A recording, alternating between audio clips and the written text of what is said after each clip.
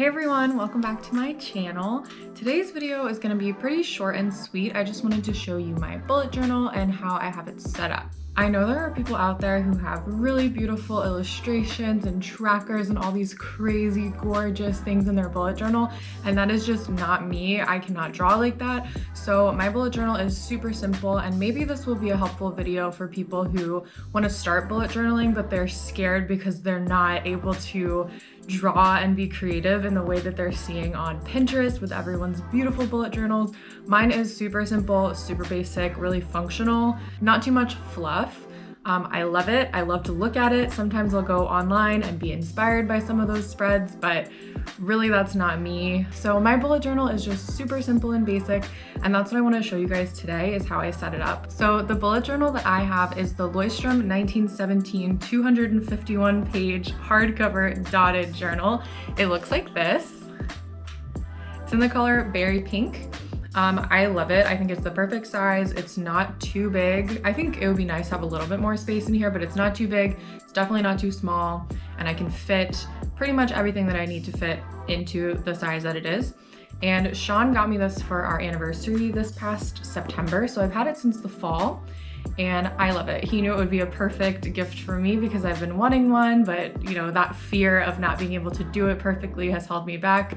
And so he just got it for me for our anniversary, along with those mild liner pens that everyone uses with their bullet journal, and I love those as well. I actually recently went out and bought a few more colors that didn't come in the original pack. So I love those pens.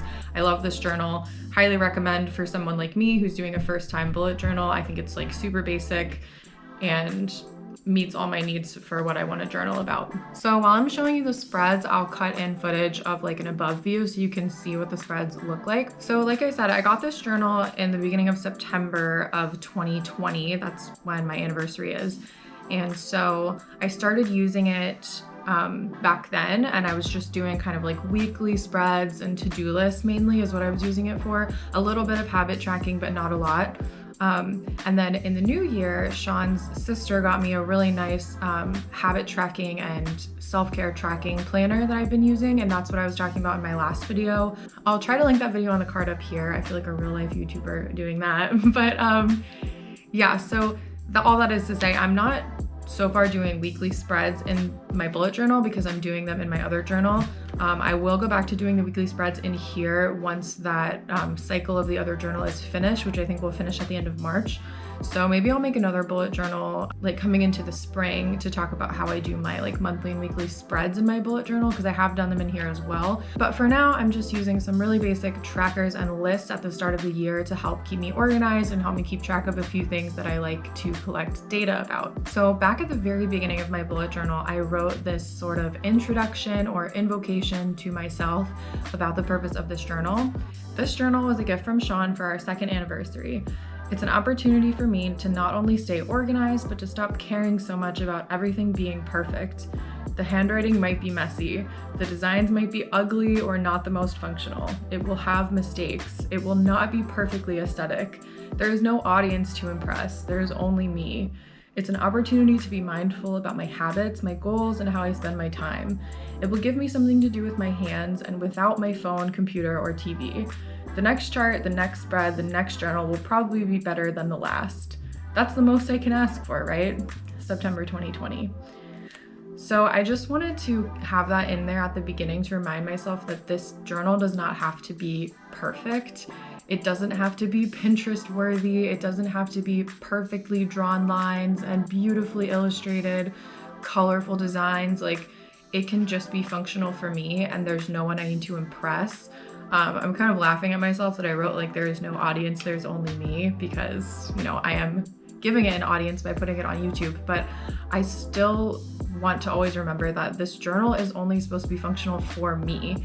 And it's not to look pretty online, it's not to impress other people, it's to be functional for me to organize my life better. And that's just something that's been really encouraging to me. So every time I make a mistake in the journal, I'm not like, oh shit, like I ruined my whole spread. I'm just like, you know, scratch it out and move on. And you'll see a little bit of that in some of the spreads. Like there's some lines that are messed up. There's some things that I like scratched out in black pen. Like, that's fine. that's fine. It's only for me to use, and I don't mind having a little scratched out thing. And as I've gone on with the journal, especially because I started using it at the end of last year, I've learned a lot about like what spreads work for me, what spreads really don't, what type of trackers I'll keep up with and which ones I won't. So this whole journal is just kind of an experiment in tracking and being a useful tool for myself in whatever way that needs to be. So long intro, but I did want to mention that that's what I have on my very first page, because that has helped me keep on track with this journal, and I thought maybe that would be helpful to someone else.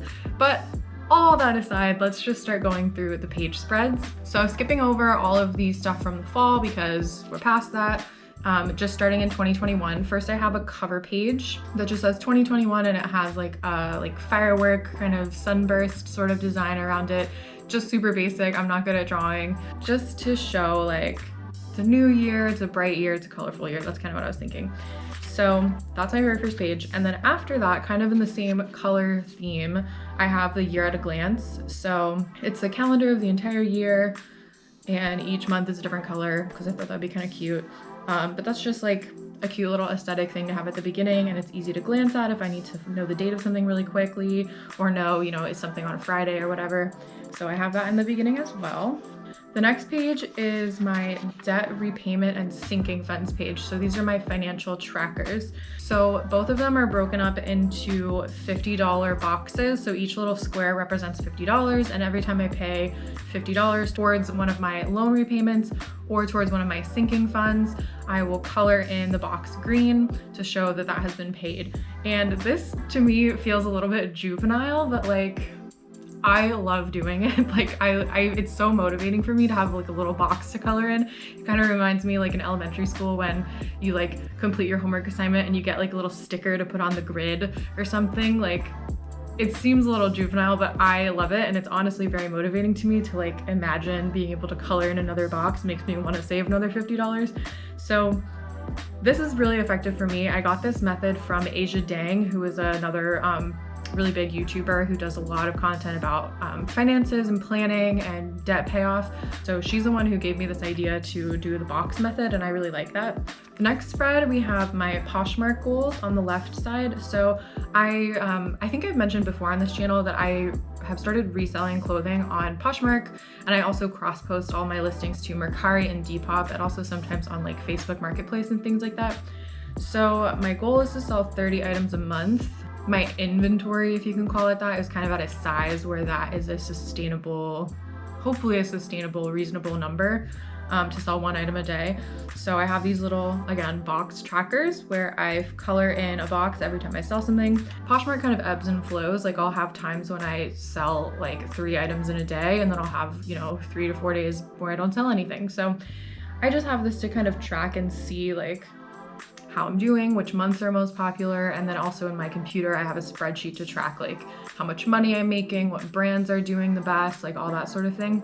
So if a video about Poshmark or reselling online is something you guys are interested in me making, let me know in the comments and I would be interested in doing that for you. Then on the right side of the page, I have my YouTube video idea list. So this is kind of like a year at a glance for YouTube. So you can get a little sneak peek of the videos I'm planning to make for the rest of the year. But this is just a year at a glance. So it has every Friday date in 2021. And then I have filled in maybe like half of them with ideas. I didn't want to overdo it and like write, 52 ideas that maybe I wouldn't want to use. So I filled in some ideas kind of flexibly, like I'm happy to move them around. And then all the way at the end, I have this little section called other ideas. So it's like ideas that I don't know exactly when I want to do it, or, things that I'm questioning doing, like doing a monthly budget video. If that's something you guys would be interested in, let me know. Or doing Vlogmas again, like, stuff that I may or may not choose to do. So just some like other ideas that I jotted down on the side. And you can see like this page has some like lines really squeezed together that are like really ugly looking, or like some little black marks blacked out. So that's fine. Like this journal is just for me. Like could I have like planned it out with a ruler and made everything exactly perfect and drawn my letters like exactly perfect? Like sure, but that's not the most fulfilling use of this journal for me. So just wanted to say that again, like having a journal that looks like this is totally fine. and very normal. So my next spread is my houseplant spread, and this is where I went a little rogue from the style that I usually do it in. I was just trying something different, and I had this idea in my head to do like the big lettering across the center, and then I, bought some other stickers and like tried to make it cute. I honestly don't love how this page looks, but I think it's definitely striking. This page just shows all of my different houseplants and then just like a quick version of the basics of their care. So the type of water that they need and the type of light that they need. And then just for fun, I wrote down like an alternative name for them. So for me, it's kind of fun to learn the common name of a plant versus the scientific name. So I write those down too. And then finally, this is actually my last spread so far because I'm doing a lot of my other day-to-day stuff in the other journal, but this is my last spread in this journal, which is back to the very basic layout. So on the left, we have food and meals. So this is ideas for meals and snacks when I feel frustrated. So I kind of touched on this a little bit in my last video, but eating and food is something I have always struggled with for many years, like more than half of my life. And so this is sort of an attempt to write down some ideas for snacks and meals and just ingredients or things that I like to eat. So when I feel frustrated and don't want to eat anything, I can just look at this and get an idea of something I can make for myself that seems manageable. So all of the things on this list pretty much are really simple and really easy. So I just like having this like running list going so that when I'm feeling like that, I have something to turn to. And then on the opposite side is another running list of movies, shows, and books that I want to read or watch.